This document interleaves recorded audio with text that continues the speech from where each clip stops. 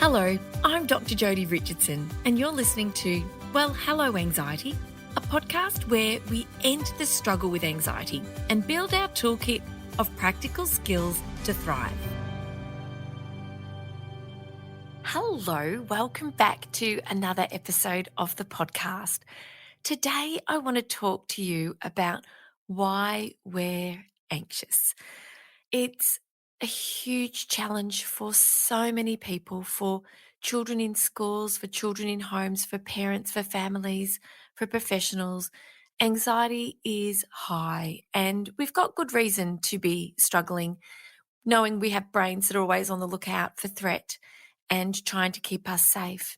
And so today I wanted to do an episode where we talk a little bit more about why we're anxious, because I really truly believe that the more we understand our anxiety, what drives it, and what we can do to help, the more we're able to live richer lives, fuller lives, lives in full colour, lives where we can do the things we want to do and not be dictated by the anxiety, the anxious thinking, and the worry that can really make life small.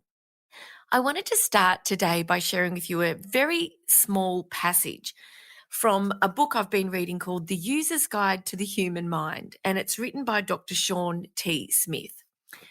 I love this. I wonder if you'll appreciate this as much as I do. Part 1, this is very first part of the first chapter, and the title is The Worry Machine.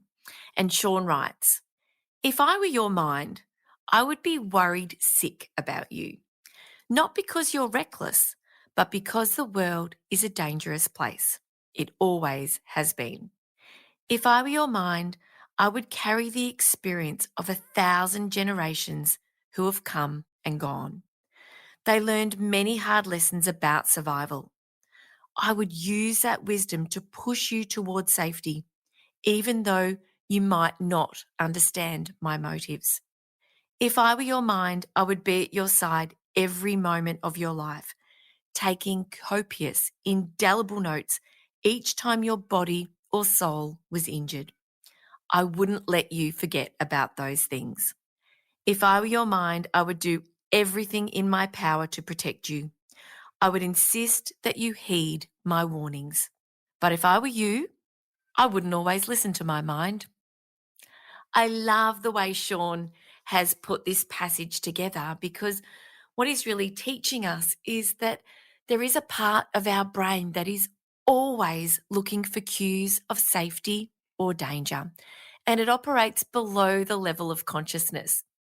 If you were walking down around our area, there's a lot of bushland, and if you were walking along and this particular part of your mind detected a rustle in the bushes, you would have jumped back and protected yourself by keeping a distance through the fight or flight response kicking on before you've even had an opportunity to consciously realize what's happening. It can all happen so quickly. Ancestors of ours who were excellent at detecting and avoiding danger, well, they lived to pass on their genes eventually to us. And so we have these incredible brains, huge brains that allow us to do really complex tasks, complete complex tasks, solve problems, interpret and evaluate, among other things. But they really also help us to reflect and to predict. And that can be really great, but it can also come at a cost. When we imagine or perceive something that is threatening to our safety or our survival or to our social standing, then the part of our brain that is responsible for keeping us safe in the face of real danger operates in exactly the same way.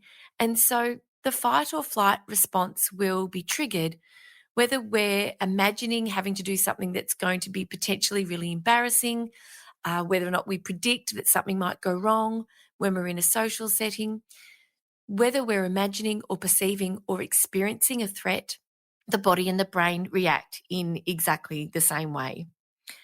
What's also really worth remembering is that what we read, if we're reading newspapers, every time we open our Google app on our phones, we scroll down and look at the day's news, whether or not we're listening to the bulletin on the news in the car, or we're listening to true crime podcasts, or listening to other people talk about things that are going on that are worrying, or we're watching the news or watching true crime. I keep coming back to that because we've got such a fascination with it, but we can interpret the world as being much more dangerous when we focus our attention on the things that are dangerous. And in fact, what we do know about our society is that a lot of people make decisions around the safety of their children and themselves based on what they're watching and reading and listening to, not necessarily in response to what the actual real dangers are in the environment and in the community. And I know when I take my children to school, we're way too far away from school to walk. I see very, very few walking. I see very few children walking. Most are driven. And there are fewer parents willing to let their children walk around or have some independent time at an age that's appropriate for them in a space that's appropriate because of a lot of fear and anxiety about their safety. And of course, we know that anxiety shows up around the things we care about. We absolutely know this to be true. When anxiety shows up, we experience all of the sensations that come with it as our body is prepared to fight or flee. And it can be anything from the butterflies in the stomach, feeling sick. For me, it's my breathing. I can sense, even as I record this, I can sense my heart is beating faster than it normally would. I can sense that my breathing has been more short and shallow this morning as I've been preparing this podcast for you, because I care so much about helping and supporting and educating that I feel a little anxious about this particular recording because I really want to get this right for you. Plus, I'm aware of other things that have been happening in my life that have raised my anxiety and that I can feel those changes in my body. I really encourage you to notice when your anxiety is building and recognize what it is for you. What happens for you when your anxiety is bubbling up? The more in tune you are with what's happening for you, whether you're like me and you can feel it in your breathing, you can notice it in your heart, you might sense a trembling in your hands. You might feel the tension, the muscle tension. You might sense the perspiration that comes with anxiety or a lot of worry. When we can be mindful and we can observe what's happening, we're in a much better position to be able to draw on our skills to be able to dial it down. We know when anxiety rises, it doesn't feel good. We don't like it. And often the natural response is to avoid whatever it is that triggers that anxiety. But when we know that anxiety rises around the things we care about, what that means is that we're avoiding the things that are meaningful to us and that can make our life bigger and more interesting and give us more opportunities and be more fulfilling. And the same might be happening for our children as well. It's really natural for people who feel really anxious to start to really organize their lives around that anxiety. And I did that for such a long time, such a long time. That avoidance is really natural. Now, one of the things that I know about people, and I'm close to people who struggle with social anxiety, this anxiety and fear that in a social setting, they might do or say something that is embarrassing, that might trigger rejection in their mind, that might make them more on the outside and less likely to be included. And that focus and anxiety around doing and saying the right things and being okay in that situation just amplifies the difficulty in being relaxed and saying and doing all the things that come naturally in a social setting when we do feel relaxed. Then the avoidance comes in. I don't know if I can do or say the right things. I'm fearful I'll embarrass myself. I'm fearful of rejection. So I'll just say no, or I'll cancel at the last minute because it's becoming too overwhelming. What happens as a result that we know is that not being a part of that social setting And then maybe seeing that social event unfold on social media or hearing other people talking about it can then trigger this sense of loss and this sense of being on the outside looking in, which can create more anxiety and make the person feel less likely to want to include themselves in the next opportunity that comes up. And we see this as a spiral. And that's why it's so important when we can recognize anxiety that's building, we can take steps to support ourselves to move in the direction of what's important, learn to manage the anxiety, learn to dial it back, but certainly never waiting for the anxiety to be gone. Because that anxiety is your brain's way of trying to keep you safe. It's like an overly protective friend. And sometimes we need to say to our overly protective friend, you know what, I'm okay. Thanks a lot. I appreciate what you're trying to do here. But in trying to protect me so much, I'm actually missing out. And in the end, we all know that that makes anxiety worse. So remember, anxiety shows up around the things we care about. And there are strategies we can put into place that will really help. One of those is to become more mindful of what your anxiety feels like. How does it feel for you? What are the first signs of anxiety?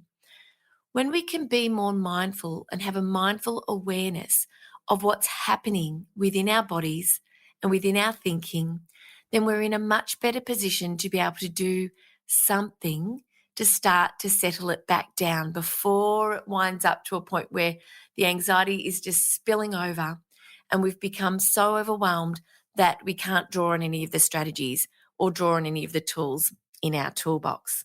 So what helps for me? Recognizing it for a start, you'll hear I just took a really deep breath. One of the things I really love is dropping anchor, is recognizing that whatever's happening around me is outside of my control. But in the midst of any storm, when I recognize what's happening, I can press my feet onto the floor, become mindful of that connection, become present in the moment, become aware of what's happening in my body, and use my skills of present moment awareness, of coming back into my body and taking some lovely breaths, some nice deep belly breaths to help settle my system and activate my vagus nerve. This will help me to settle myself in the moment. What is it that you can do? What works for you? How can you get out of your head and back into your body? Is it through dropping anchor? Is it through movement? Is it through breathing? Is it through your senses? Do you need to have a nice, beautiful cup of tea or a hot chocolate or a beautiful latte? Is it something that you need to do like putting on an essential oil? I recently purchased another bottle of Endota's signature scent because having a beautiful scent in my environment through my oil burner or my atomizer is a beautiful way for me to develop more mindful awareness. It's something I enjoy and it's something that's relaxing for me. So one of the 3 steps I want to share with you today is about building that mindful awareness around your body and around your mind and knowing what strategy really helps you to settle your anxiety. The second step is all about dropping the rope. I don't know when was the last time you had a tug of war, and it may not have been for a long time, but you'll know that if you are in a tug of war against someone who is tall and strong and robust and fired up, that it's exhausting. You're pulling on the rope. You're really not getting anywhere. You're not gaining any ground. And in this struggle with this person, in this instance, this person, this thing that we're struggling with is our anxiety.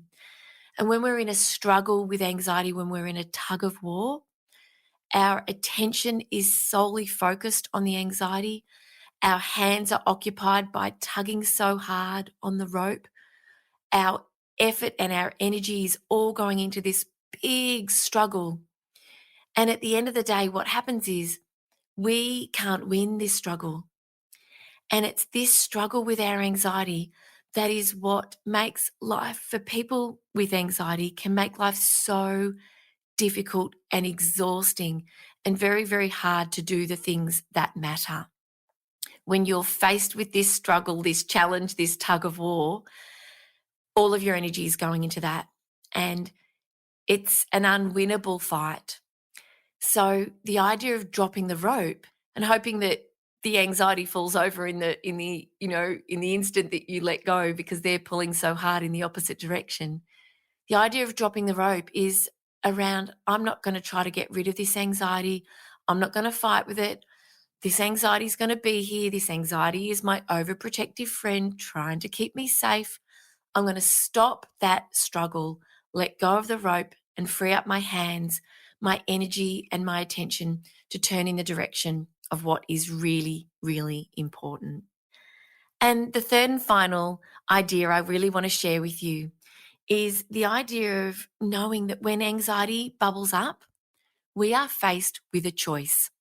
We are faced with a choice to either turn away from what we value, what's important, what the challenge is before us, what we care about. We're faced with a choice. We can turn away, or we can actually turn towards the life that we want to live, the person that we want to be, and towards what we really care about.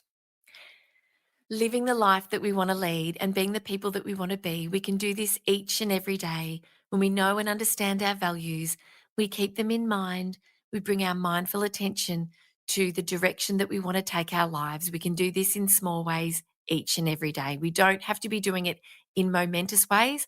When we get to do that, that's amazing. But each and every day, we can take steps in the direction of what matters. Thank you for joining me. Thank you so much for your company. Thank you for sharing the podcast with the people that you care about. I really just cherish your company and your support and your feedback on this podcasting journey of mine. I really hope that today's episode has really helped you to understand more about yourself and the people that you care about. Thanks again so much, and I look forward to speaking with you and being back with you again next Wednesday. Take care. Bye. Thank you so much for joining me for this week's episode.